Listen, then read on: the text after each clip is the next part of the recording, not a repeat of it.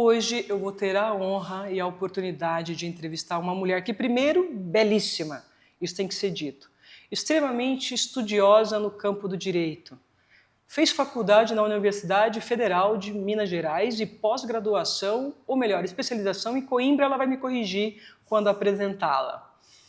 Atleta, não vou contar qual a modalidade que ela pratica, eu vou deixar isso na voz dela. Hoje ela é professora da CBF Academy e faz parte do corpo jurídico que dá apoio e suporte ao Comitê Olímpico Brasileiro. Estou falando nada mais, nada menos de Daniele Maiolini. Seja bem-vinda, Dani. Muito obrigada. Um prazer tê-la Ana. aqui, viu? Pelo amor de Deus. Que honra tê-la participando desse nosso bate-papo. E eu quero trazer para vocês, e a Dani, que fala com muita facilidade, de onde professora, a gente vai falar de temas como SAFs, a diferença entre registro de atletas femininos e masculinos, não só no futebol, mas em todas as modalidades esportivas, o que difere um profissional de um atleta amador, quais são os benefícios e quais são os pontos que precisam ser melhorados nesse quesito. Vamos falar de manipulação de jogo, que muitos atletas, infelizmente, não deveriam, mas contribuem para essa falha do nosso sistema, entre outros temas. Mas eu quero começar, Dani, conhecendo um pouquinho mais sobre você. Quem é a Daniele Maiolini? Ai, Ana, primeiro eu queria agradecer o convite. Eu te disse isso offline, vou dizer online para a gente registrar. Sou fã. O que vocês fazem aqui traz muito conhecimento para muita gente que eventualmente não tem oportunidade de acompanhar isso em outros foros. Então, obrigada por me enriquecer, por todo o conteúdo ao qual eu tive acesso e enriquecer tanta gente. A Dani é atleta frustrada. Não, vai. Conta pro Verdade pessoal. seja dita. Não posso reclamar da minha trajetória esportiva. Na verdade, eu comecei no vôlei. Hoje eu arrisco aqui um futebolzinho de vez em quando, fazia isso na faculdade, no máximo agora um beach tênis, uma corrida, aquilo que o corpo ainda aguenta e os joelhos ainda aguentam fazer. Mas eu sou muito grata ao esporte na minha vida, verdadeiramente, porque o esporte me mostrou uma versão, e isso não é demagogia, das pessoas, que é uma versão da qual eu normalmente, claro que isso não é uma regra, mas gosto muito, que é uma versão de colaboração, uma versão de buscar excelência, de comprometimento, de lisura, retidão, coisas que eu aprendi na época em que eu ainda achei que podia ter uma carreira esportiva de sucesso e que ao perceber que o meu futuro estaria no esporte, mas não necessariamente na prática do esporte de rendimento, fez com que eu me esforçasse e fizesse tudo o que eu pudesse para poder permanecer conectada com esse ambiente, que foi um ambiente que me moldou como pessoa e que me parece que, do ponto de vista coletivo, tem uma capacidade de inspiração e de propulsão de comportamento a nível coletivo sem precedentes em outros segmentos. E foi essa experiência sua com o esporte que a levou, quando foi para a faculdade de Direito, resolver estudar algo que é muito novo e muita gente não sabe, mas o direito esportivo não é algo histórico do antigo mundo, não, gente. É algo muito recente, faz parte dessa era moderna, né, quando a gente fala do segmento esportivo. O que te fez? Porque quando a gente entra no direito, pelo menos os amigos que eu tenho, em geral quer trabalhar com tributário, porque está preocupado com a questão dos ganhos. Por que direito esportivo? Por que se especializar neste segmento, Dani? Ana, não é mentira falar que tudo era mato mesmo, não, tá? Porque hoje são poucas as universidades ainda, federais e particulares, que ofertam a disciplina direito desportivo, a gente contaria em uma mão. Eu, inclusive, participo da concepção de algumas delas e dou o meu tempo mesmo para que elas aconteçam, porque eu acho que isso oportuniza que mais pessoas ocupem esse espaço, a gente aumente a mesa, né?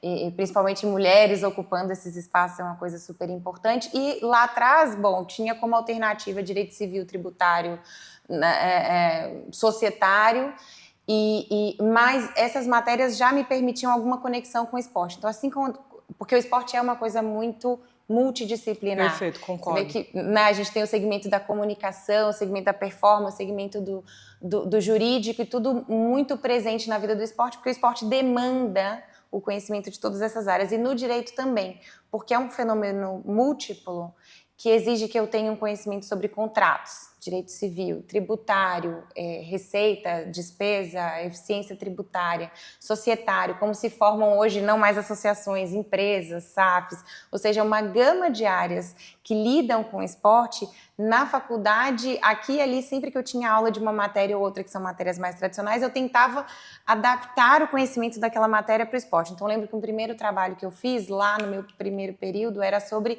responsabilidade envolvendo o doping acidental de atletas. Olha! Então, por exemplo, clubes que eventualmente prescreviam de maneira equivocada ou negligente ou por imperícia uma determinada substância que levava um atleta a ser pego no exame antidoping, e a gente sabe que no doping o atleta se responsabiliza pessoalmente. Ele é pessoa e não a instituição. Exato. Perfeito. Então eu peguei esse tema simples.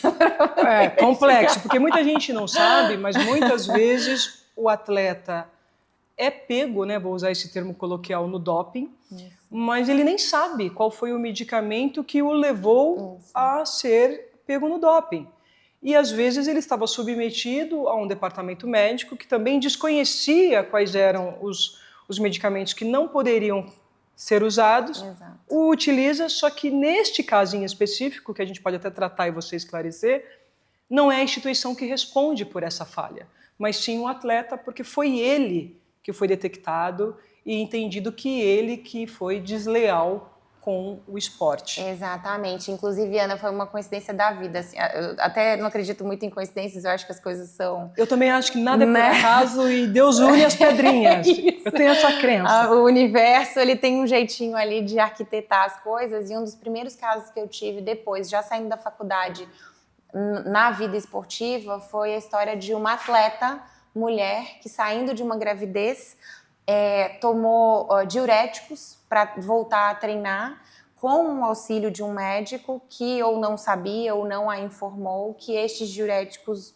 infringiam uma lista de substância proibida, né, agora aplicável à CBAT. Então, foi um dos primeiros casos. Imagina, uma mulher saindo da gravidez, tentando voltar, passando por tudo aquilo, e falei, lá.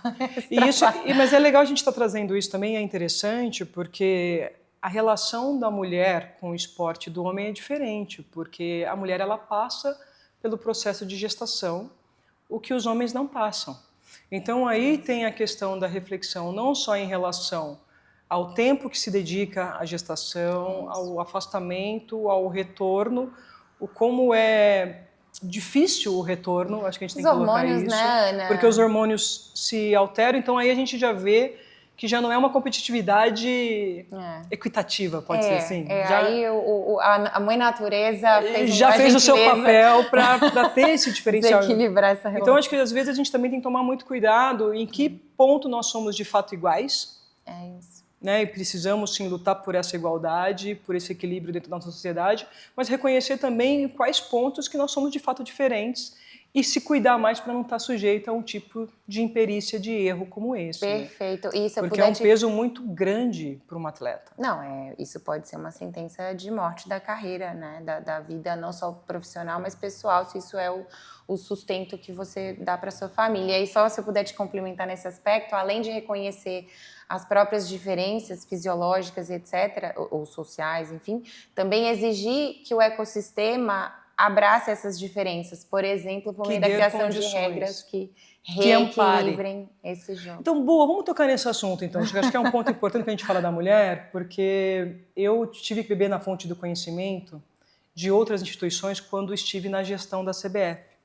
Porque um dos problemas que eu tinha, falando um pouco mais de arbitragem, não vou falar muito das atletas jogadoras, mas da árbitra, que quando engravidava, até por uma questão social, político, os líderes naquela ocasião, isso eu estou falando de até os anos de 2016, porque quando a gente conseguiu mudar o regimento interno da CBF, e acabou sendo exemplo para outras federações. A mulher que engravidava, se ela fosse FIFA, que é a máxima, né, a patente maior dentro do esporte, ela perdia isso. Então você engravidou, você perdeu o título que você tinha. E não te permitia voltar na mesma categoria. Você tinha que voltar na categoria inferior e ir reescrevendo a sua história novamente. Uau. E aí eu fui beber na fonte do conhecimento, tipo da Federação Argentina, das federações europeias, e consegui me amparar, junto com o departamento jurídico da CBF naquela ocasião, para que a gente criasse o regulamento dentro do regulamento da arbitragem, que a mulher que engravidasse, ela estaria amparada, pelo menos no período de gestação, em 1 ano, ou seja, 2 anos no período de gestação, 9 meses, e 1 ano após o nascimento do bebê, que seria o tempo hábil que a gente entendia que ela poderia retomar a sua condição como atleta, e neste período de 2 anos ela permanecer na lista FIFA, permanecer na lista CBF, ser praticamente que intocada, né?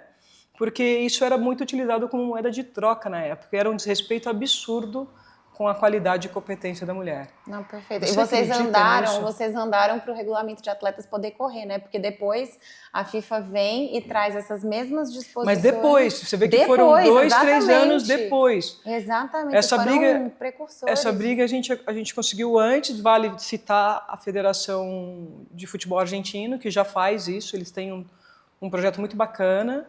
A Federação Uruguaia começou a adotar, e eu falei, não é possível que nós, o Brasil, não podemos. Nossa. E aí conseguimos colocar isso no regulamento da arbitragem, que depois, foi o que você falou, anos depois, Exato. a FIFA leva isso não só para o segmento de árbitros, porque lá ela cita árbitras, jogadoras, mas para todas as mulheres que atuam no futebol. Então são pontos importantes, então são temas que a gente tem que trazer, porque não se falam, e parece que os benefícios surgiram agora e do nada.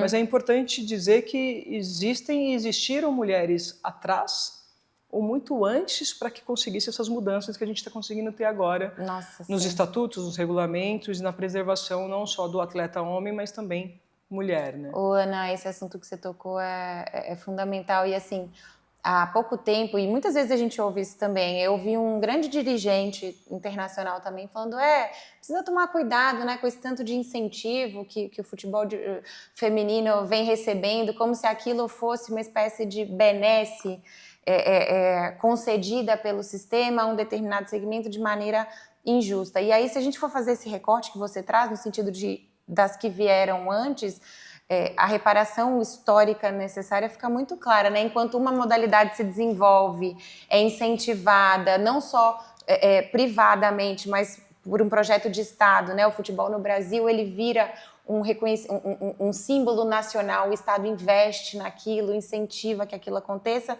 mulheres são proibidas de jogar.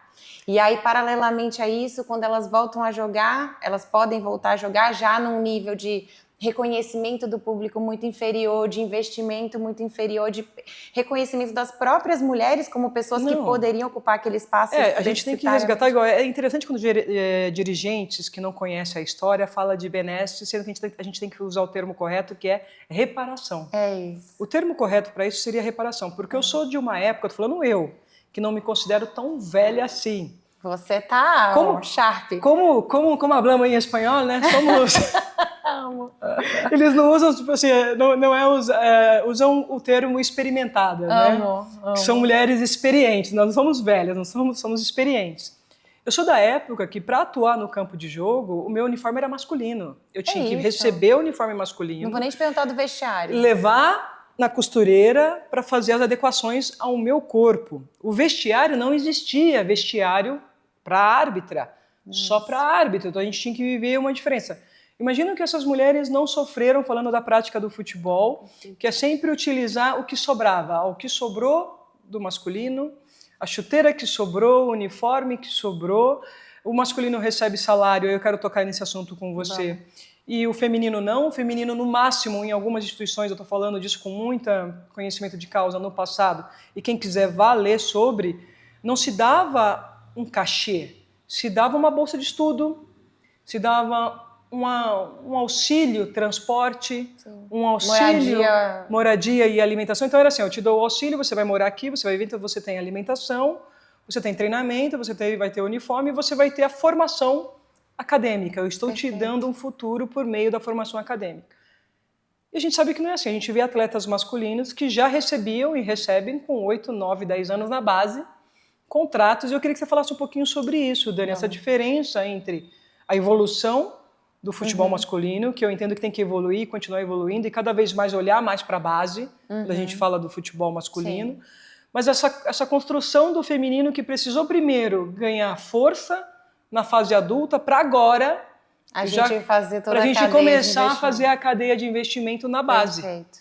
Perfeito. Me explica um pouco sobre isso, o que avançou no sentido de leis para esse segmento, para que as mulheres que estão nos ouvindo e os homens que gerenciam departamentos não só de futebol feminino, mas de qualquer modalidade, entender a diferença entre o profissional e o amador, como o homem é tratado e como a mulher é tratada dentro da nossa lei hoje. Perfeito, Ana. E antes de chegar na lei, eu vou fazer só um passo atrás para a gente falar um pouco também de espaços de poder, né?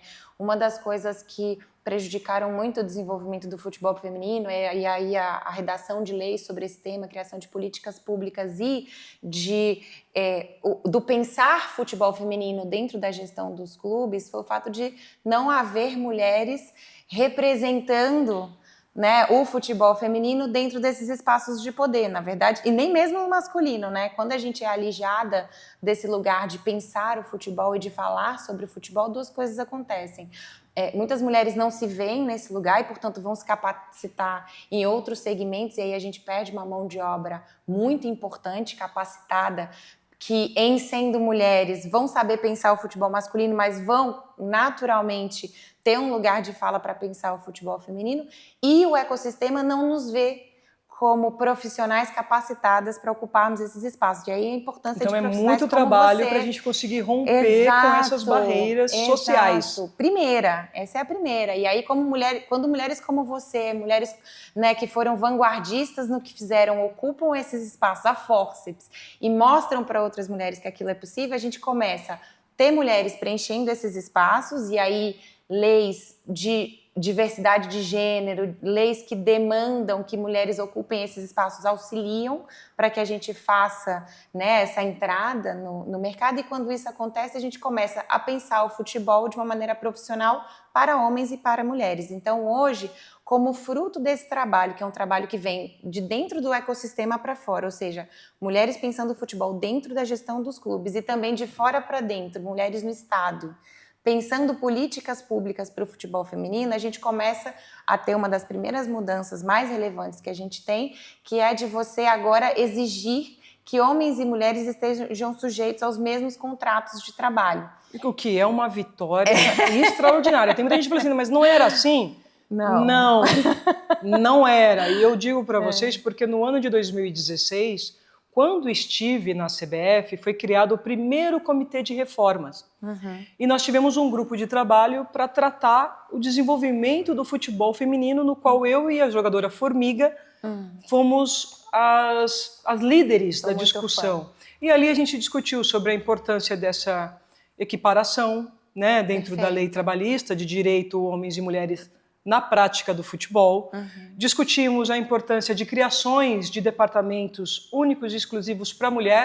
A gente tem um departamento de futebol masculino, a gente precisa ter um departamento de futebol feminino com os mesmos direitos, com comunicação, com marketing, com orçamento próprio, porque são produtos, futebol, mas com características diferentes. Perfeito. Né? E isso são pontos importantes. Então, e aí a importância de dar formação e educação para que essas mulheres possam ter e comecem a sonhar com cargos de liderança, como ser diretora de um departamento, construir e fazer parte de departamento de competições. A gente vê a Aline Pellegrino, que participou, inclusive, desse grupo de debate, de reforma, que hoje a gente não cita tanto, mas começou em 2016.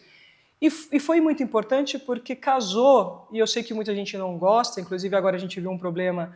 E eu parabenizo o Fortaleza, que primeiro tinha extinto o time feminino porque o time caiu, gerou toda uma aclamação pública e agora decidiram a manutenção do time feminino, entendendo que as conquistas do time feminino é dele. Não tem que estar associado e entrelatado ao masculino. Mas me explico, porque logo depois do Comitê de Reforma, simultaneamente, anos depois, a FIFA colocou uma pauta sobre o investimento, a valorização da mulher e que clubes que disputavam primeira divisão teriam essa obrigatoriedade de ter times femininos. A Conmebol, por sua vez, tentando atender às exigências da FIFA, coloca no seu regulamento, e aí foi por fórceps, né? A obrigatoriedade que todos os clubes E o chororô, hein? que fossem disputar a Copa Libertadores, obrigatoriamente, tinham que ter o time feminino. E, infelizmente, quando a gente está falando de relação de poder, somente com medidas assim que a gente consegue fazer uma mudança. Eu gostaria que fosse diferente, mas se não fosse assim, igual agora, o Mirassol só se movimentou para ter o time feminino. Acendeu. E agora levou uma profissional que eu admiro demais, que é a Rafaela Esteves, a ser diretora do Mirassol, porque ele tem que cumprir a obrigatoriedade. Para disputar a Copa Libertadores, que ele conquistou sendo o 4º time da temporada 2025, ele precisa ter um time feminino. Se ele não tiver um time feminino, ele não disputa a competição. É isso. E posso te complementar, Ana? E como você pensa isso? Vai lá, Dani. É maravilhoso. E há duas forças, tá? Há a força do poder estatal, quando o Estado entende que aquilo ali é importante, que precisa ser fomentado, ou que há um déficit, algo que ele próprio precisa reparar, porque ele mesmo causou, que é o caso do futebol feminino, né? Mulheres foram proibidas de viver o futebol por muitas décadas. E existe a lei do mercado, que também é muito importante. O business. O business, porque o business também pede. Por exemplo, hoje a gente vê um movimento de internacionalização do nosso futebol. Sim. As SAFs, elas abriram, né? Você tem um tipo próprio societário para clubes dentro do Brasil, com determinadas regras que, de certa forma, protegem mais o investimento, tanto feito nacionalmente como vindo do exterior. Isso abre o Brasil, já pelos últimos 4 anos, para o investimento externo. E o que a gente percebe lidando com investidores que querem entrar no Brasil é que grupos muito sérios, principalmente multiclubes, e a gente trabalhou com, né, tive a oportunidade de trabalhar com o City no investimento feito no Bahia, estão atentos. E o City veio e valorizou o futebol feminino, dando um espaço único para elas, um centro de treinamento exclusivo para elas, departamento médico exclusivo. Eu achei isso sensacional, porque é uma mudança de mentalidade para o nosso país. É isso. Que o futebol feminino ele não é refúgio, gente. Acho que o exemplo do Cruzeiro é um exemplo não também excelente. O Ronaldo, quando entrou, né, pela SAF, também fez essa reforma. Exatamente. De entender que o futebol feminino hoje, sim, é um grande produto de entretenimento, e sim, você pode ter grandes receitas, desde que você faça um bom trabalho. Sim, e a gente está falando de dinheiro novo, né, Ana? A gente não está falando de dividir dinheiro do futebol masculino, a gente está falando de você abrir novas portas de entrada de receita. Então agora eu vou querer te fazer uma provocação, já que a gente vai entrar nessa parte. Não brigue comigo, mas eu não vou citar o nome. Você sabe que houve uma declaração, inclusive eu defendi a jornalista, já até de sei. um presidente de um grande clube, um clube de massa, que eu até entendo a apresentação dele, porque ele como gestor, eu posso não concordar, mas eu preciso respeitar as tomadas de decisão dele quando ele entende. Eu vou investir aqui e aqui não. Perfeito. Só que ele faz uma apresentação, e você está falando aí do mercado novo, de um novo dinheiro, e ele faz questão de afirmar em seu balanço que o futebol feminino é gasto. Sim. O que você pensa dessa mentalidade, pensando que é um grande clube, que poderia pensar diferente e dar um outro tipo de exemplo? Ana, a gente não pode... Esquentei o diálogo aqui. Não, mas eu acho que é muito tranquilo. E a ideia nossa não é assim defender A nem B, gente. É falar de como a gente olha a gestão de futebol, pelo olhar do masculino e pelo olhar do feminino. Exatamente. É curioso porque é uma gestão que vai na contramão de tudo que a gente vem vendo, não só de outras gestões que são muito bem sucedidas no mundo inteiro, como das entidades reguladoras da atividade e do apetite das empresas em fazerem esses investimentos, né? Hoje você vê empresas, por exemplo, que só investem no futebol feminino. Não é que eu tenho uma linha de receita para colocar, uma linha de investimento para colocar no futebol, vou botar 80% no masculino e 20%. Não. Há empresas que querem se identificar só o com feminino. este público.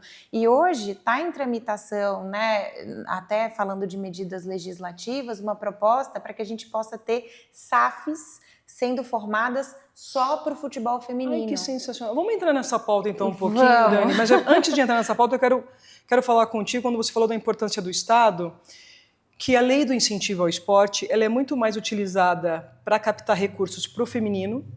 E eu falo isso porque, junto à Federação Paulista, quando estive lá acompanhando as diretoras do futebol feminino, eu digo que é sempre muito bom você aprender com seus colegas, né? Quando você tem a oportunidade de interagir. Quando você tem colegas brilhantes, e de trocar conhecimento. Eu acho isso bárbaro. E eu gosto de discussões de alto nível, tipo, de eu defender uma linha, de repente você defender outra. E aí a gente mas nós não somos inimigas, a gente está debatendo até o fim. Eu acho que e é uma aí, de valsa. repente, uma vai contribuindo com o conhecimento da outra. Perfeito. E eu gostaria que você explicasse um pouquinho para o nosso público que é essa diferença do que significa a lei do incentivo ao esporte para o futebol feminino, já que o masculino quase não utiliza, Sim. porque não tem necessidade. Faz esse paralelo para mim, por favor.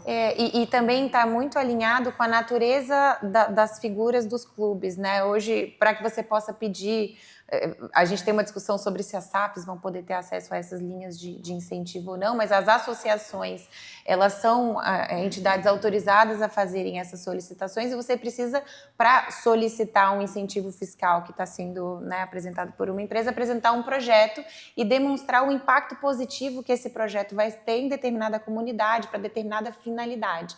E hoje o futebol masculino já tem, como você já trouxe, um apelo midiático, não que ele não possa ser beneficiado, mas é muito mais difícil ele ser aceito, defensável perante esses órgãos que julgam como o investimento de um dinheiro que é público, né, o incentivo fiscal decorre de uma verba que iria para o Estado, poderá ser feito em algo que é também de interesse público. Então é muito mais plausível e se a gente for falar francamente, eficiente do ponto de vista do uso do dinheiro público, eu fazer um investimento num projeto que vai fomentar uma atividade que ainda tem muito e precisa muito crescer, como é o futebol de base ou o futebol feminino, do que eu trazer isso para algo que, mal ou bem, muito embora esteja dentro de uma associação, se assemelha muito mais a uma atividade empresarial, que é a característica que o futebol masculino já tem. Tanto é que as associações nem são mais a pessoa jurídica mais adequada para administrar esse negócio, muito embora ainda utilizadas. Então, e olha que interessante. Então tem que parabenizar a Prefeitura de São Paulo pelo incentivo que tem, né? O São Paulo, a Prefeitura, ela é investidora por meio da lei de incentivo ao campeonato feminino de São Paulo, né? O Campeonato Paulista Feminino, a copinha que foi feita com incentivo, e se eu não estou equivocada, a Copa São Paulo de Júnior também tem uma participação pela Prefeitura de São Paulo, dentro do que a Dani acabou de explicar, categorias de base e futebol feminino e o impacto social que esse esporte causa na sociedade. Então é legítimo, tá, gente? Ilícito, que é o importante a gente estar colocando aqui, porque é muito fácil apontar o dedo sem entender os porquês. E assim, rigorosíssimo, né? A apuração de uso dessa verba, a demonstração de alocação disso é algo que fica sujeito a um escrutínio que deve ser feito de maneira muito rigorosa mesmo, e caso a gente julgue que um determinado projeto não esteja apto, esse projeto ou não vai ser aprovado ou depois vai estar sujeito ali a uma avaliação do Tribunal de Contas, né, que vai avaliar se aquilo foi bem feito ou não. Mas você criticar um instituto que é desenvolvido para ser algo muito positivo, eu acho que também não... Dani, eu quero aprender um pouco com você, porque eu sou curiosa, sobre as SAFs. Qual é a diferença de um clube associativo e de SAF? E aí eu vou colar outra pergunta. Por que algumas SAFs deram muito certo e outras, infelizmente, fracassaram, o que faz alguns clubes associativos terem medo de fazer a transição? Me explica um pouquinho. Maravilhosa pergunta, Ana. Inclusive, se muitos gestores fizessem essa pergunta antes de embarcarem nos seus projetos, pode ser que o final dessa história fosse um pouco diferente. A SAF foi um modelo societário criado pela nossa legislação para poder abraçar o que o futebol já é há muito tempo, que é uma atividade com propósito de lucro. Sim, então a gente teve e sempre foi. Exatamente. A gente teve historicamente o desenvolvimento dessa atividade quando ainda amadora, dentro do âmbito de associações, porque essas associações representavam alguma coisa no contexto local. O bairro, o município. Conectada com alguma empresa, então uma associação de funcionários, pessoas que utilizavam aquele clube social. Essa é a nossa herança da industrialização. Isso aí, sabe a Revolução Industrial? Ponto. Exatamente. Então eu tinha aquilo como um centro de convivência, onde o esporte floresceu também como resultado da mercantilização, né? Eu tenho pessoas que vêm da Inglaterra, vêm de outros países onde a cultura desse esporte já acontecia, e aí o Brasil herda isso.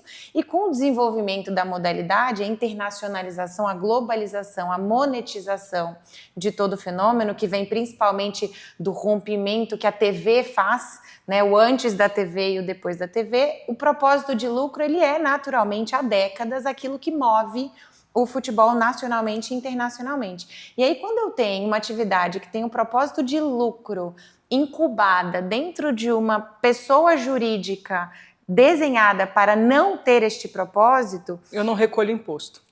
E uma série de coisas acontecem. A primeira é, eu não posso distribuir lucros, então eu não posso ter um gestor profissional, eu tenho pessoas que estão ali numa atividade não remunerada ou, portanto, não profissionalizada. O que gera problema. Gera problema num ciclo muito curto de gestão, um ciclo de 2 anos que precisa ser trocado por mais 2 anos e depois essa pessoa não pode perpetuar. Então, projetos de curtíssimo prazo, onde as pessoas se sentem mais à vontade, por exemplo, para fazer uma gestão não necessariamente duradoura de um recurso, porque eu preciso ganhar um campeonato esse ano, ganhar um campeonato ano que vem, depois eu já sei. A gente poderia dar de exemplo para o nosso público exemplos atuais. Corinthians e São Paulo. São 2 equipes complexos de camisa que não são SAF e que estão, né? Uma está vivendo, porque é muito atual, outra viveu um ano infernal, que foi o ano passado. E que agora está se reestruturando, a gente está falando do Corinthians, e o São Paulo agora não sabemos como será os próximos capítulos em função do impeachment do Júlio Casares. Seria isso, né? Quando a gente fala do associativo. Ele não responde também por isso. Né? São estruturas que carregam, e aí a gente nem pode... Claro que há ações, e aí eu não vou entrar no mérito de cada uma delas, que poderiam ser atribuídas a gestores especificamente em vários clubes, mas historicamente essas pessoas jurídicas, as associações, já carregam passivos que vêm de muito antes, outras inclusive, de gestões passadas. Dessas gestões. É uma série de sucessão de equívocos. Então, assim, eu tenho uma gestão, vamos fazer a conta, né? Vamos ver se ela fecha. Eu tenho uma gestão que é não profissional, pessoas que não podem receber para desempenharem a função Já que é um desempenham, problema. não necessariamente estão capacitadas para isso. Eu estou falando isso de décadas atrás, né? Eu tenho uma pessoa jurídica que não é preparada nem para distribuir lucros, nem para receber investimentos. Ou seja, se eu precisar me associar a um investidor estrangeiro, como é que esse dinheiro entra numa pessoa jurídica que não está preparada para isso? Eu tenho grandes dívidas que precisam ser sanadas, mas numa estrutura que não está, ou pelo menos não estava até pouco tempo, preparada para fazer uma gestão desse passivo, que é uma gestão mais alinhada com a figura, né, societária. E eu tenho a questão relacionada aos impostos, né? Uma entidade que não tem um incentivo para se transformar numa empresa, porque passaria a pagar impostos muito mais altos. Então, toda essa soma, ela deságua numa crise institucional do futebol, altas dívidas, baixa capacidade de gestão, baixa capacidade de absorver investimento, de distribuir dividendos e baixo apetite, inclusive de investidores, para ajudarem essas instituições a se remodelarem. Quando a lei da SAF vem, ela vem para atacar. Aí você cria uma pessoa jurídica para o futebol, a gente não tem ainda empresas customizadas para outras modalidades, o futebol é a ponta da lança. Mas provavelmente você acredita que essa construção de Muito SAF possível. no futebol possa ser levada para outras modalidades, em especial as modalidades olímpicas? Com certeza, com Excelente. certeza. Hoje a lei da SAF faz algo em prol do desenvolvimento do futebol feminino, que é a exigência... Isso é obrigatório mesmo no estatuto, né? Da criação Perfeito. da Eu não sociedade. posso ter uma SAF para o futebol masculino. Olha. Eu preciso explorar economicamente o futebol feminino também. A gente falou que há um projeto de lei para permitir só do futebol feminino, porque se essa modalidade está em desenvolvimento, eu preciso poder captar o investimento que vai só para ela, mas o contrário não é verdadeiro, né? Futebol masculino, se eu permito uma SAF só de futebol masculino, a gente já sabe o que vai acontecer. Sim, né? aí a gente vai acabar, tudo que a gente avançou no feminino, a gente vai se perder. Exatamente. E aí, essa nova personalidade jurídica, ela vem com 3 características muito importantes. A primeira é um tipo societário próprio, a segunda, ela permite um tratamento... O societário próprio é um dono. Não, o societário é a figura societária. Eu permito que isso seja uma empresa de futebol a qual se aplica a lei das SAs. Então, eu trago isso para o ambiente empresarial. Né? Que seriam as sociedades anônimas. Exatamente. E eu permito que essas empresas passem, por exemplo, a distribuir lucros, o que é um incentivo para que o investimento venha. Né? Como é que eu te convenço, Ana, a colocar um dinheiro numa entidade que não vai poder te devolver nada? Né? Você vai ser, no máximo, uma mecenas, que é do que o futebol viveu por muitas décadas, né? E como mecenas, se você não pode receber dinheiro, você vai querer se beneficiar de outras formas, com capital político, e aí isso não é saudável para a gestão do futebol. Então, eu tenho esse tipo societário próprio, eu tenho um tratamento de dívidas, ou seja, a lei traz uma separação das dívidas que vieram da associação, sem excluir algum tipo de contribuição da nova empresa para o pagamento dessas dívidas. Então, eu crio uma nova pessoa jurídica, eu movo, isso é um tipo de transformação em SAF, né? Há outros, mas um dos mais famosos, que é o que a gente trata de distressed assets, né? Os ativos muito depreciados, eu crio uma pessoa jurídica nova, eu trago a unidade produtiva do futebol para dentro dessa pessoa jurídica. Essa pessoa jurídica pode ou não receber um investimento, a contrapartida da distribuição de ações para um terceiro, vamos usar o exemplo do Grupo City, do Grupo Eagle, qualquer outro. Que aí passa a ser também um produto de investimento, Perfeito, né? Ou seja, eu tenho um incentivo para você entrar numa empresa que é uma empresa saudável, mas essa empresa tem determinadas responsabilidades de repasse financeiro para o tratamento da dívida que fica na associação original. Então, aquela dívida que ficou na associação, não é que ela deixou de existir, ela só ficou adormecida. Ela vai ser nem adormecida, ela vai ser tratada. Precisa ser tratada, por exemplo. E aí, a partir do momento que essa SAF começa a ter recurso, ela tem que colocar no seu planejamento um parcelamento, um acordo dessa dívida da associação, é isso? Normalmente tudo acontece ao mesmo tempo. Então, eu já tenho o plano de pagamento de credores, se for uma recuperação judicial, por exemplo, da associação pronto, e quem entra já se compromete com a geração de receitas suficientes para arcarem com repasse à associação e a associação paga essas dívidas. Então, agora, Dani, me explica por que tem sempre esse conflito quando a gente tem a associação e a SAF, e você tem duas cabeças, né? Porque possível. Um foi eleito e outro é o proprietário, né? Perfeito. O societário mor, com 60% das ações. Controlador, o controlador, vamos colocar assim. E não há esse diálogo, como a gente está colocando aqui. Porque da maneira que você está me passando, para mim parece ser muito simples e muito prático. Tudo perfeito, né? Quando você trabalha dentro de um planejamento e tudo mais. Mas não é o que a gente vivencia na prática. Por que isso acontece? Não necessariamente. Perfeito. Ana, isso se conecta com uma pergunta que você me fez anteriormente, que é: o que precisa acontecer para isso funcionar e por que isso deu errado? Você ter a alternativa de se transformar numa SAF por meio desse modelo de criação, né, de um departamento, de uma empresa nova, ou, por exemplo, há clubes que só se transformam em SAF, fica tudo dentro da mesma empresa. Você precisa entender o que você precisa atacar dentro da sua gestão que tem problemas com esse movimento.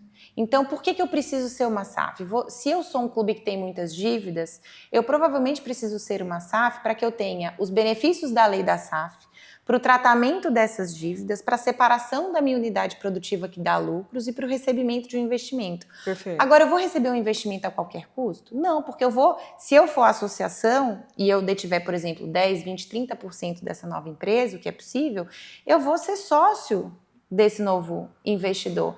Então, não é porque eu preciso de um investimento que eu vou aceitar qualquer tipo de investimento. Existe um trabalho prévio que a associação precisa fazer de entender o que ela precisa tratar, quais são os seus ativos e quem é o parceiro ideal para que eu entre nesse empreendimento. Exatamente. Porque senão você vai gerar um outro problema também, né? Você está saindo de um com a ilusão que vai solucioná-lo e você está criando um terceiro problema. Perfeito, com um sócio com o qual eu vou ter que lidar. Então, eventualmente, o que a gente percebeu nessa primeira onda de SAFs, que foi uma onda um pouco agressiva, no sentido da rapidez com que as operações aconteceram, o volume de investimento e o alto risco tomado por associação e investidores, foi que muitas associações embarcaram nesse processo, sem necessariamente entenderem o que elas precisavam atacar. Elas estavam desesperadas porque sabiam assim, eu estou endividado, preciso resolver o tratar a SAF vai me salvar. O tratar dessa dívida, a SAF vai me salvar. Aí consegue um investidor que vai ser societário majoritário que não concorda com a linha de pensamento e aí começa os famosos atritos que a gente presencia, vamos falar, no nosso dia a dia da bola. E fazer uma diligência sobre o seu novo investidor, o investidor fazer uma diligência sobre a associação, no sentido de entender quem é, o que já fez, o que fez em clubes nos quais investiu.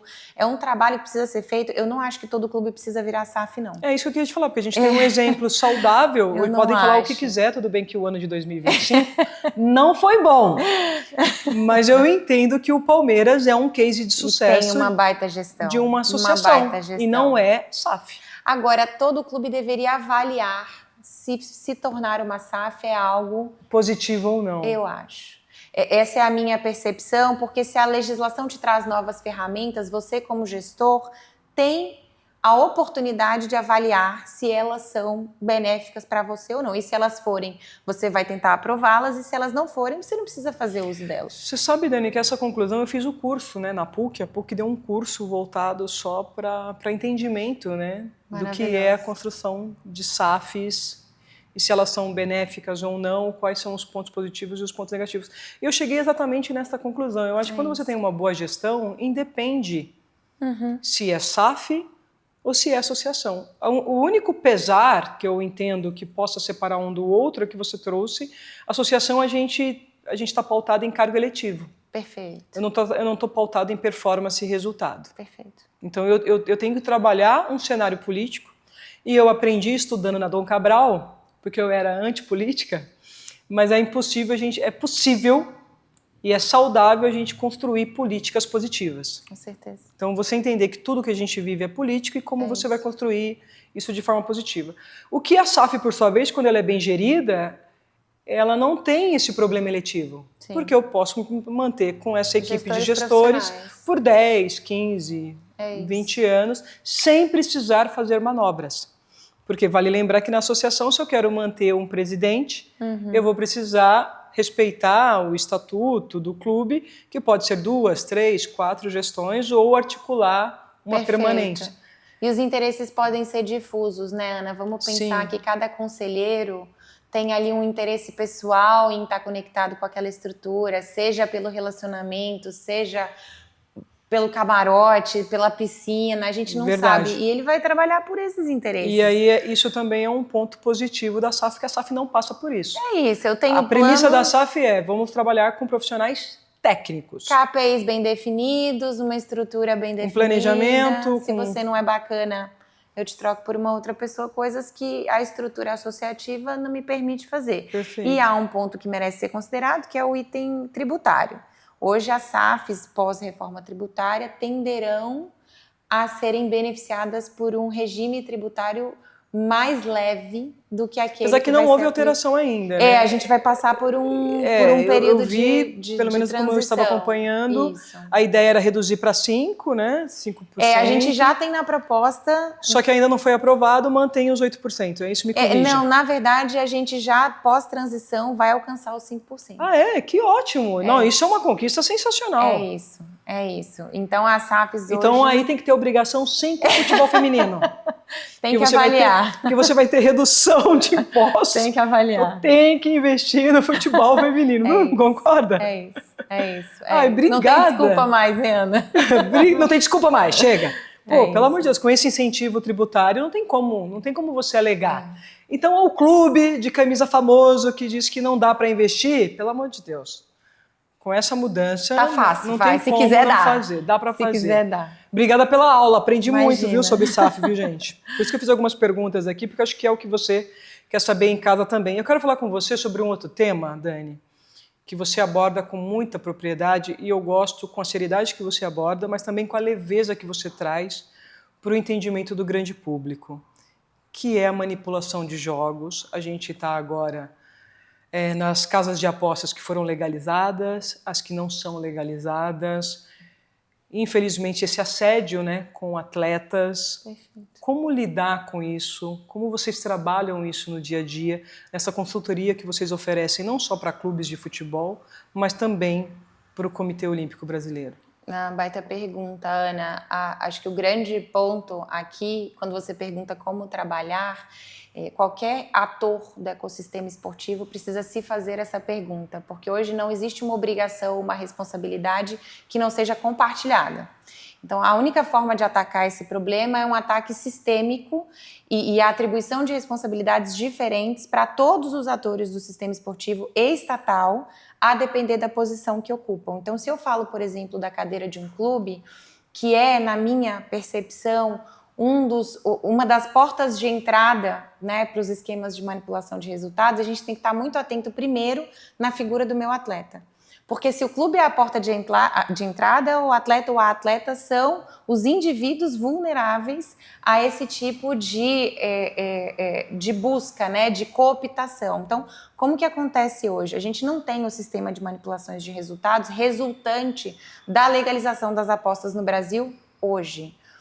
Inclusive, a gente ter um mercado regulado, e aí eu vou deixar de lado qualquer opinião pessoal sobre se as apostas deveriam ou não estar reguladas, o fato que a gente tem hoje um mercado regulado, isso para fins de proteção de atletas e clubes é muito positivo, porque eu trago luz e eu trago regras estatais que vão obrigar e eu clubes, consigo atletas, monitorar essas apostas, né? a fiscalizarem. Você consegue fiscalizar, cuidar. Exatamente. Então, o que eu preciso ter? Primeiro, como eu tenho um mercado regulado, eu preciso lutar, e aí principalmente o Estado, né, pela fiscalização para manter todas as empresas operantes no Brasil dentro do mercado regulado, porque qualquer regra que eu vá colocar buscando proteger atletas, clubes, exigir determinadas responsabilidades dessas empresas, proteger o consumidor e o campeonato, só vão ser aplicáveis para as empresas que estão no mercado regulado. Então, a primeira coisa é, eu preciso combater o mercado ilegal. Porque neste mercado ilegal é onde acontece o fenômeno da lavagem de dinheiro, principalmente. Perfeito. Que está diretamente vinculado às facções criminais. Exatamente. Quando a gente fala de manipulação de resultados, a gente está falando de, principalmente, esquemas criminosos altamente organizados, muito provavelmente sediados em outros países, eles não estão no Brasil, que fazem uso de apostas ilegais para lavar dinheiro. E como é que essas apostas lavam dinheiro? Quando elas manipulam um resultado que faz com que a casa perca e o manipulador, né, a rede criminosa, ganhe. E para que eu consiga manipular este resultado dentro da casa de apostas, eu preciso fazer com que o resultado em campo seja exatamente aquele que eu preciso que seja. E para isso acontecer, há duas formas. Eu posso manipular individualmente ou buscar a cooptação individualmente de um atleta ou uma atleta. Eu posso falar, olha, você vai tomar 2 cartões amarelos nesse jogo, 1 no próximo, enfim. E aí eu faço com que esse resultado aconteça, ou eu posso cooptar um time inteiro. Isso também é algo que acontece muito. E sem falar também da equipe de arbitragem. Perfeitamente. Você vai dar tantas faltas e etc. E aí, por que a porta de entrada são, portanto, atletas e clubes? Se eu for um clube, por exemplo, eu preciso trabalhar muito bem, primeiro, na educação dessas pessoas. Porque essas pessoas precisam poder perceber o momento em que elas são abordadas, não para uma oportunidade que é singela, né? Porque às vezes a pessoa acha que é uma oportunidade singela de ganhar um dinheiro, vou tomar um amarelo, que diferença faz? Não vou mudar nada, não tô fazendo mal para ninguém, mas na verdade você está fazendo. Exato, para que você saiba identificar primeiro o momento em que você passará a fazer parte de um grupo criminoso. E isso é um caminho sem volta. Então, conscientizar atletas, primeiro, da grandiosidade do fenômeno criminal do qual eles vão fazer parte é muito importante, da importância da preservação da imprevisibilidade do resultado para o mercado no qual eles trabalham. Porque também. Aí o negócio deixa de ser interessante. Exato. Hoje o futebol e qualquer outra modalidade vivem do afã do público, do interesse do público. E eu só tenho interesse naquilo que eu não sei que vai acontecer. Se eu achar que aquilo está me enganando, eu não vou assistir, eu não vou pagar para ver aquilo. Perfeito. E, segundo, dá para essas pessoas ferramentas para que, uma vez percebendo que estão expostas a uma possível atividade criminosa, possam tomar as atitudes corretas para que aquilo seja, primeiro, informado, para que essa pessoa seja acolhida, né, em detrimento de lançada aos leões. E esse é um ponto, né, Dani, que eu quero tratar também depois num outro assunto na sequência. Vamos. A pessoa que denuncia, dela receber esse acolhimento, porque muitas vezes o sistema, o ecossistema não sabe acolher, não sabe receber. A gente vive numa sociedade que é muito mais fácil apontar o dedo do que dar afago, né? Sim. E como fazer isso? É exatamente isso. Eu tenho que preparar os profissionais do clube, por exemplo, para receberem essas informações, acolherem esse atleta, essa atleta, a família, conversarem com essa família, instruírem essa família a como agir, como se proteger, eventualmente buscar uma proteção para que essa pessoa não seja aliciada de novo, expurgar os aliciadores que às vezes estão dentro ou da família ou do próprio clube e dar um tratamento profissional a essa informação. E o importante para quem está nos acompanhando, em geral, o aliciador é uma pessoa muito próxima. Será? Infelizmente. É a pessoa que deveria proteger, é a pessoa que acaba porque ela precisa de confiança para te abordar. Para conseguir te abordar. Senão E acaba gerando o problema. E essas questões não estão só vinculadas diretamente à atitude ou à ação da atleta. mas também qualquer informação privilegiada que esse atleta, no seu dia a dia, Perfeito. sabe que um colega lesionou ou não, ou uma lesão, ou um problema, ou um cartão, que o grande público não conhece, porque isso é uma questão interna e cabe à gestão do clube ou da entidade da qual ele faz parte. E ele, ao passar essa informação privilegiada para amigos, para tios, para parentes, para quem quer que seja, ele já está contribuindo para esse esquema criminoso. Perfeito. Então, se você percebeu isso, se você é parente de algum atleta, o oriente a trabalhar com informações confidenciais, boquinha fechada. Eu sei que às vezes a gente está numa recepção de família, a gente quer se exibir, né? num churrasquinho, olha essa informação que eu e tenho. a gente quer comentar alguma coisa que é ter o diferencial. Cuidado. Esse não é o melhor caminho. Você pode estar colocando uma carreira vitoriosa em xeque e muitas vezes sem volta. E para clubes, Ana, ter esse tipo de disposição nos seus contratos também, né? Então, hoje a gente tem todo um capítulo novo que a gente não tinha anos atrás. Sim. Em contratos de atletas, onde este atleta ou essa atleta vão saber que eles não vão poder, primeiro, obviamente, adotar qualquer atitude que faça com que este resultado seja um resultado manipulado, quer seja um resultado final de jogo, quer sejam atos dentro de uma partida, informar coisas às quais tem acesso pelo exercício da profissão, então, e dar o tratamento contratual para isso. Se A, B. Ou seja, se você infringe essa regra, você vai ser punido desta punir forma. De tal e ser tal, tal duro maneira. Também na questão do contrato. Sim, e das normas, principalmente internas do clube. Com certeza, mas principalmente informar, porque uma coisa que o ecossistema faz ou fez por muito tempo e que não é muito benéfico é você expurgar a atleta ou o atleta sem dar um tratamento sistêmico para aquilo que aconteceu. Porque uma vez que o atleta sai, o sistema criminoso vai achar outro. Então, se eu não os educo a todos e a todos os profissionais do meu clube, eu estou só trocando 6 por meia dúzia. Você está trocando um problema, né? O agente que hoje era um, amanhã vai ser outro. Exatamente. E isso é importante, gente, porque trazer também um momento da minha história da qual eu fiz parte, que foi a máfia do apito, em que um árbitro manipulou os jogos, ele, por conta e risco dele, inclusive eu cheguei a atuar em jogos com ele, só que naquele momento, esse tipo de atitude não era considerado crime. Tanto que ele não foi criminalizado pelas ações, ele foi punido pela sociedade, ele foi punido dentro do sistema desportivo, mas ele não foi punido dentro do sistema civil e criminal. O que mudou. Hoje você vai ser punido no sistema desportivo, civil e criminal. Perfeita. Pela própria Lei Geral do Esporte. Porque a lei mudou. Então, esteja atento. Cuide de você. Eu sempre falo nas minhas palestras que você, CPF, é CNPJ. E quem cuida da sua empresa é você. Perfeito. Tem aquele ditado que é sábio, né? Que é o olho do dono que engorda o gado. Então, é você gerenciando da sua carreira que vai te garantir ou não o sucesso dela. Não é o outro. Perfeita. Eu adicionaria, por fim, o compartilhamento de informações. Então, tem que tomar cuidado.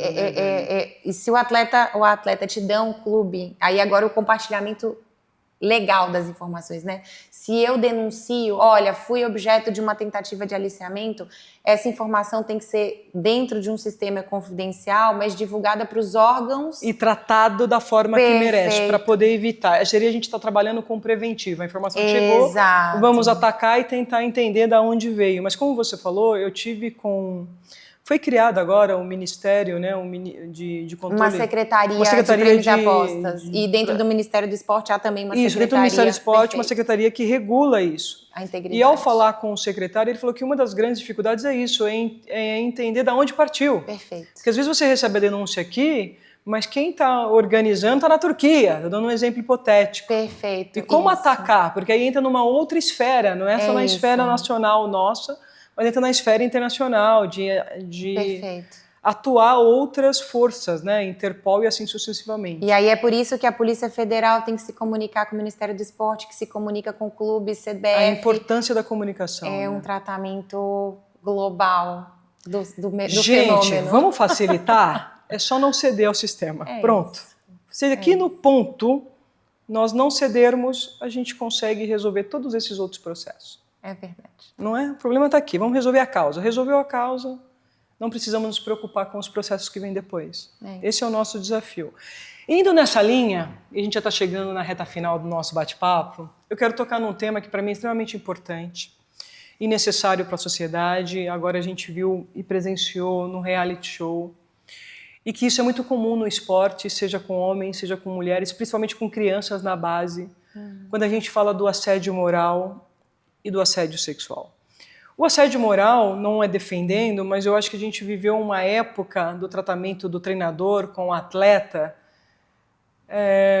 que hoje não é aceito, mas que no passado o nível de cobrança, a forma, fazia parte de você fazer um atleta emocionalmente forte, o que não cabe mais hoje. Perfeito. Quando a gente fala de assédio moral, da maneira, da forma, da cobrança. Dani, e quando a gente fala do assédio sexual, principalmente quando a gente vê algumas denúncias em categoria de base, a gente viu casos dentro do nosso próprio futebol de meninas vindo a público falando: eu já sofri assédio moral, assédio sexual.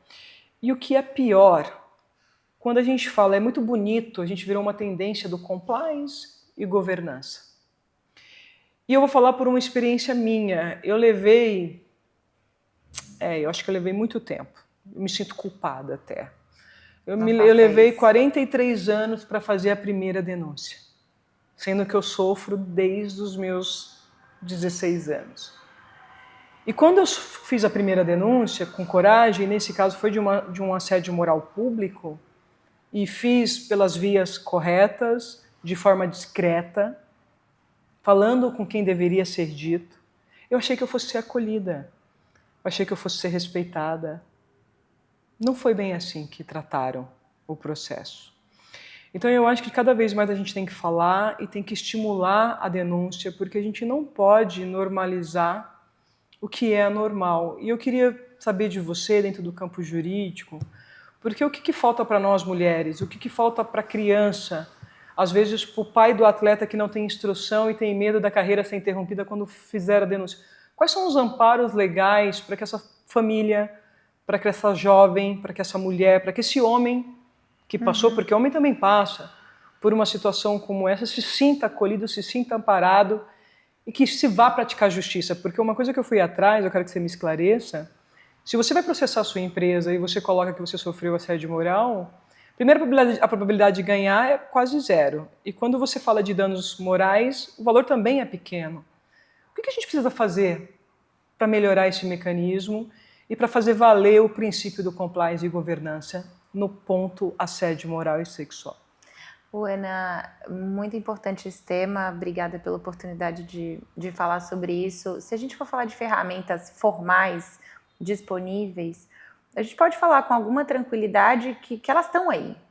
Elas existem. Não me parece que o nosso grande desafio, a gente tem vários, mas que há coisas a serem melhoradas, obviamente, mas a gente tem hoje uma legislação que criminaliza o assédio moral e o assédio sexual. A gente tem hoje políticas de compliance que podem ser construídas dentro, né, das regras internas das empresas, de maneira a sancionar, tratar, acolher e sancionar uma situação de assédio. Um sistema judiciário que pode decidir sobre este tema com a gravidade que entender importante, né, que seja aplicada. Então, me parece que seja hoje uma situação, e a gente vem evoluindo nisso, muito embora há algumas léguas de distância de onde a gente devia estar, mas uma situação que passa primeiro pelo reconhecimento do que são situações de assédio e da gravidade dessas situações. Eu vi um relatório do Observatório de Discriminação Racial no Futebol, que também faz... Que é sensacional. O trabalho que eles fazem é incrível. Você sabe que eles também trazem dados, né, de assédio em estádios.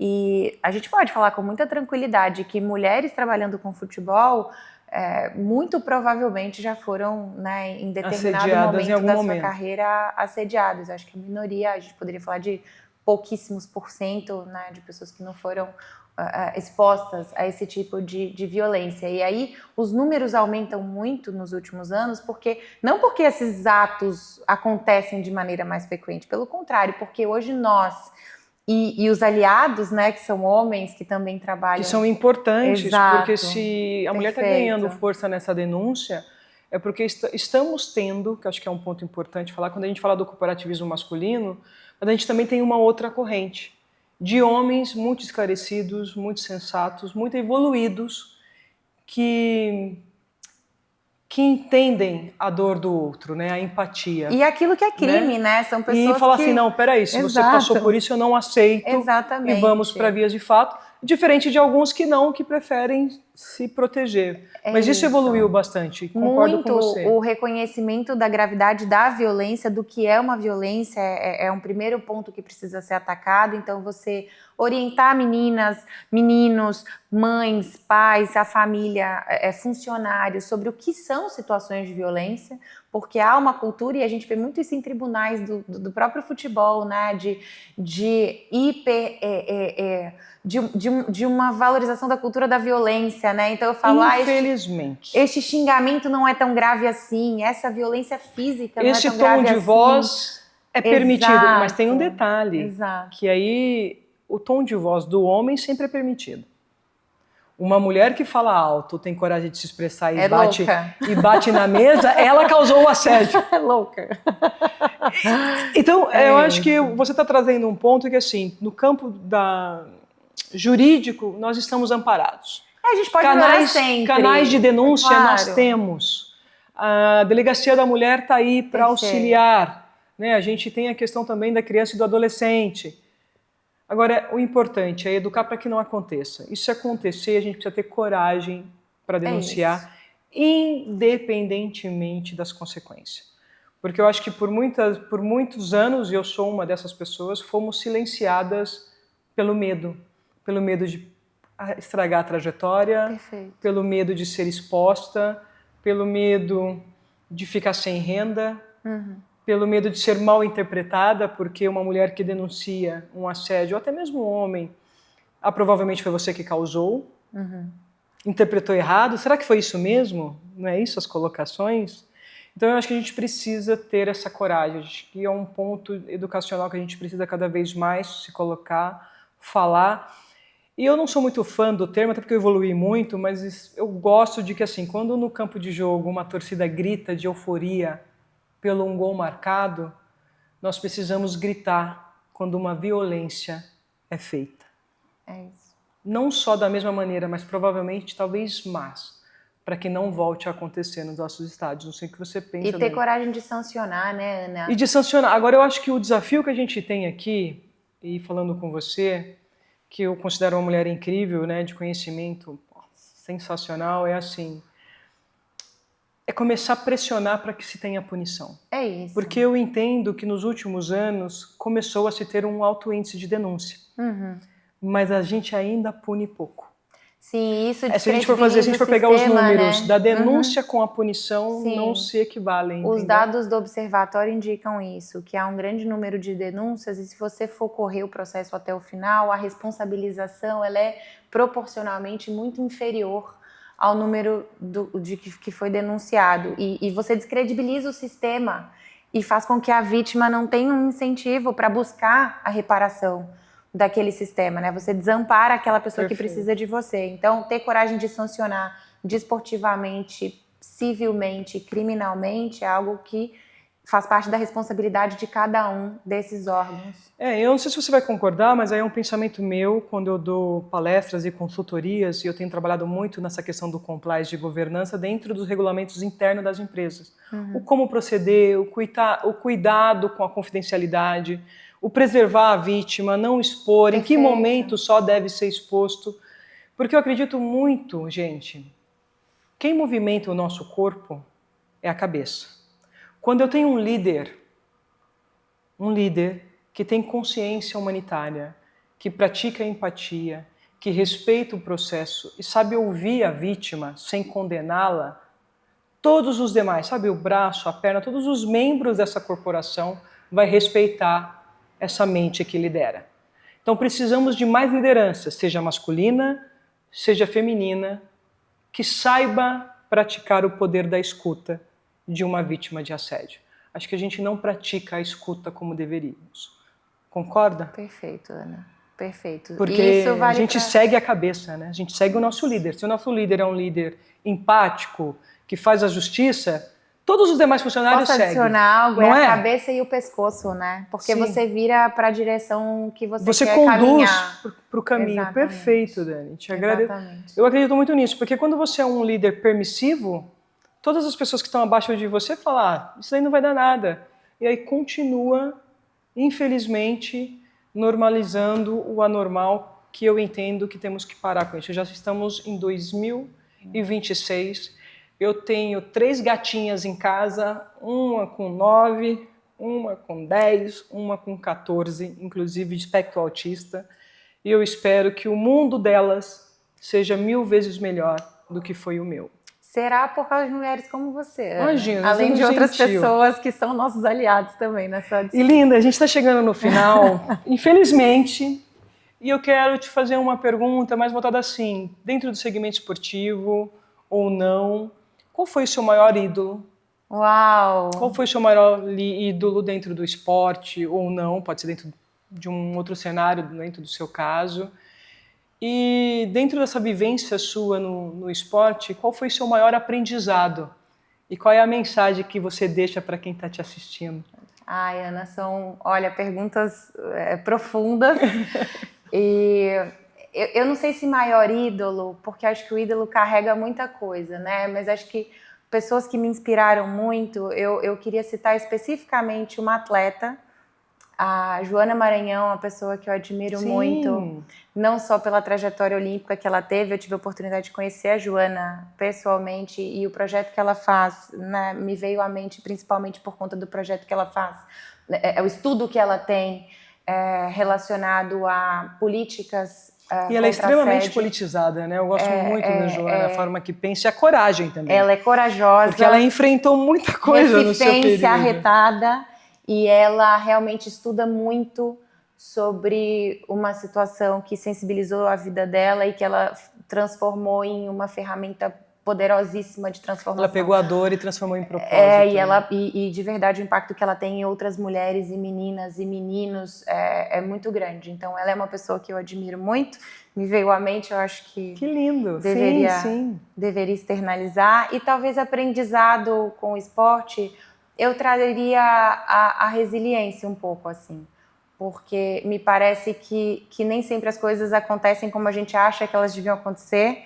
A gente tem a capacidade de ver o mundo por uma perspectiva só, que é essa. Perfeito. E há várias outras. E você ter a resiliência de se adaptar e de construir e de ser amável é algo que o esporte me trouxe. Até vou trazer uma frase que eu acho que se conecta muito com isso e que se conecta com o que você trouxe. A gente estava conversando, né, um pouquinho fora aqui da gravação, que acho que a gente não pode deixar ninguém deixar a nossa presença sem se sentir melhor e mais feliz. Isso não foi eu que inventei, Perfeito. foi Madre Teresa de Calcutá. Sim. E que comprova isso, assim, qualquer que seja a situação a qual você seja submetido, há um propósito para aquilo e você precisa trabalhar aquilo da mesma forma como um resultado adverso no esporte vai te obrigar a fazer. Então, talvez seja isso. Sensacional. Então você deixa essa mensagem da Madre Teresa de Calcutá. Que espetáculo, né? E você me fez lembrar, você falou eu sou suspeita porque minha mãe brinca comigo sobre a Madre Teresa de Calcutá. É mesmo? Porque assim, eu sou uma pessoa que eu divido muito o que eu tenho, né? Assim, o que eu ganho, divido, ajudo, e eu faço isso porque é meu. E minha mãe fala, Ana Paula, tem hora que você é muito Teresa, ela fala, você é muito Madre Teresa de Calcutá e não está cuidando de você, né?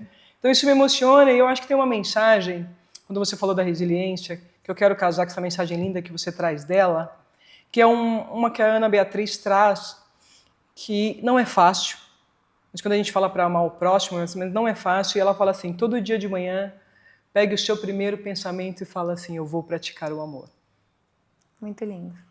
Por mais complicado que esse dia seja, eu acordo com o primeiro pensamento do dia, vou praticar o amor. Parece simples, mas não é.